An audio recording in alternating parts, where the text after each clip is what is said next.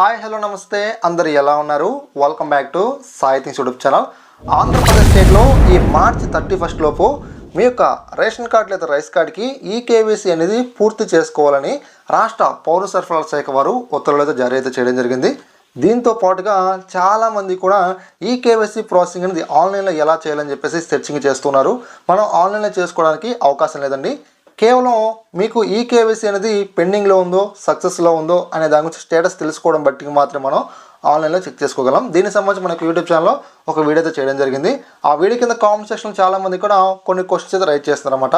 ఆ క్వశ్చన్స్ దేని గురించి అంటే, బ్రదర్ మీరు చెప్పిన విధంగానే రైస్ కార్డ్ నెంబర్ ఎంటర్ చేసి క్యాప్చర్ ఎంటర్ చేసి మేము డీటెయిల్స్ చెక్ చేసాం. అక్కడ మా యొక్క నేమ్కి ఆపోజిట్లో పేరెంటల్ ఐడెంటిఫికేషన్ తర్వాత మైగ్రేషన్ పర్సన్ అని చెప్పేసి 2 ఆప్షన్లు అయితే చూపిస్తున్నాయి. దీని అర్థం ఏంటో మాకు అర్థం కావట్లేదు.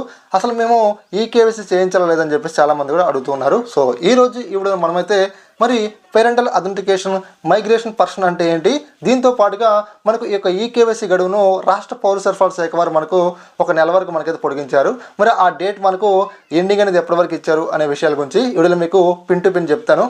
ఎవరు కూడా వీడియో స్కిప్ చేయకండి, లాస్ట్ వరకు చూడండి. అంతేకాదు మీలో ఎవరైనా ఫస్ట్ టైం కనుక మన యొక్క యూట్యూబ్ ఛానల్కి వచ్చినట్లయితే మీరైతే కంపల్సరీగా మనకి యూట్యూబ్ ఛానల్ని సబ్స్క్రైబ్ చేయాలి, ఫాలో ఉంది. ఇక మరి డిలే చేయకుండా టాపిక్లోకి వచ్చినట్లయితే మన వీడియో కింద డిస్క్రిప్షన్లో నేను ఒక లింక్ అయితే ప్రొవైడ్ చేశాను. మీరు కనుక ఆ యొక్క లింక్ని క్లిక్ చేసిన వెంటనే మీకు ఇంటర్ఫేస్ అయితే ఇలా అయితే రావడం జరుగుతుంది. ఇక్కడ మీకు రైస్ కార్డ్ నెంబర్ మీరైతే ఎంట్రీ చేయండి. తర్వాత దానికి ఆపోజిట్లో క్యాప్చర్ ఇస్తారు. ఆ క్యాప్చర్ మీరు ఎంట్రీ చేసి సెర్చ్ మీద ట్యాప్ చేయండి. సెర్చ్ మీద ట్యాప్ చేసిన తర్వాత మీకు రైస్ కార్డ్ లేదా రేషన్ కార్డులో ఎంతమంది సభ్యులు ఉన్నారో ఆ యొక్క డీటెయిల్స్ మనకు రావడం జరుగుతుంది. సో దానికి ఆపోజిట్లో కొంతమందికి ఏంటంటే మనకు పేరెంటల్ ఐడెంటిఫికేషన్ తర్వాత మైగ్రేషన్ పర్సన్ అని చెప్పేసి కొన్ని ఆప్షన్లు వస్తున్నాయని చెప్పేసి మనకు చెప్తున్నారు అనమాట. ఫస్ట్ ఆఫ్ ఆల్ నేను మీకు ఏంటంటే మనకు పేరెంట్ ఐడెంటిఫికేషన్ అంటే ఏంటో నేను మీకైతే బ్రీఫ్గా చెప్తాను. ఫ్రెండ్స్, మీ ఇంట్లో కనుక మీ యొక్క రేషన్ కార్డులో ఫాదరు, మదరు, బ్రదరు, సిస్టర్ ఉన్నారనుకోండి. ఈ బ్రదర్ అనే పర్సన్కి 5 సంవత్సరాల లోపు ఉన్నాయి అనుకోండి. వీళ్ళు ఏం చేస్తారంటే ఆధార్ కార్డ్ సెంటర్ దగ్గరికి వెళ్తారు కదా, ఆధార్ కార్డ్ని ఎన్రోల్మెంట్ చేయడం కోసం కొత్తగా. ఇక్కడ వెళ్ళినప్పుడు ఆ యొక్క పిల్లవాడు ఎవరైతే ఉన్నారో ఆ యొక్క పిల్లవాడు కావచ్చు, పాప కావచ్చు అనమాట. అతనికి ఏంటంటే ఫింగర్ ప్రింట్స్ అనేవి మనకు అక్కడైతే వర్క్ అవ్వు అనమాట. తర్వాత కళ్ళు కూడా, ఐరిస్ కూడా వర్క్ అవ్వు. ఇలాంటి సిచ్యువేషన్లో వీళ్ళ రెఫరెన్స్ కింద ఫాదర్ కావచ్చు, మదర్ కావచ్చు, వీళ్ళ రెఫరెన్స్ కింద తీసుకుంటారు. అంటే ఫాదర్ కావచ్చు, మదర్ కావచ్చు, వాళ్ళ యొక్క ఐరిస్ని, బయోమెట్రిక్ ఫింగర్స్ని వాళ్ళైతే తీసుకొని ఈ యొక్క పిల్లవాడికి అయితే కొత్తగా ఆధార్ కార్డ్కి వీళ్ళైతే ఎన్రోల్మెంట్ చేయడం జరుగుతుంది అన్నమాట.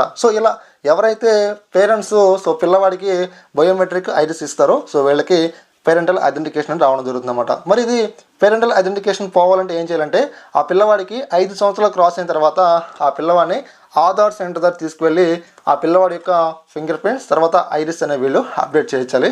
అప్పుడు మాత్రం మనకు పేరెంటల్ ఐడెంటిఫికేషన్ అనేది పోవడం జరుగుతుంది అన్నమాట. మీకైతే అర్థమైంది అనుకుంటున్నాను. అర్థం కాదు మళ్ళీ ఒకసారి చూడండి, లేదా కామెంట్ సెక్షన్ తెలియజేయండి.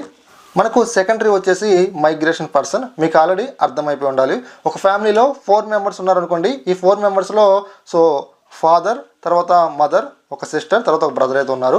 సిస్టర్కి రీసెంట్లీగా మ్యారేజ్ చేశారు. మ్యారేజ్ చేసిన తర్వాత ఆమె ఏం చేస్తుందంటే, ప్రస్తుతానికి ఒక ఫ్యామిలీలో ఉన్నారు కదా, ప్రస్తుతానికి ఈ రేషన్ కార్డులో ఉంది ఆ అమ్మాయి, మ్యారేజ్ అయిపోయింది. తను ఏం చేస్తుందంటే ఈ యొక్క రేషన్ కార్డు నుంచి తను స్ప్లిట్ పెట్టుకోవడం జరుగుతుంది అనమాట. ఇక్కడ నుంచి డిలీట్ అయిపోయి వేరే వాళ్ళ దాంట్లో యాడింగ్ అవ్వడం జరుగుతుంది అనమాట. ఇలాంటి సిచ్యువేషన్లో మనకు మైగ్రేషన్ అని చెప్పి రావడం జరుగుతుంది. తర్వాత అమ్మాయికి కదండి, అబ్బాయి అయినా సరే మ్యారేజ్ అయిన తర్వాత తను సపరేట్గా రేషన్ కార్డు తీసుకుందాం అనుకుంటాడు. అప్పుడు ఏం చేస్తారంటే ఈ యొక్క రేషన్ కార్డులోంచి అతను ఏం చేస్తారంటే స్ప్లిట్ అవ్వడం జరుగుతుంది అనమాట. స్ప్లిట్ అవుతాడు.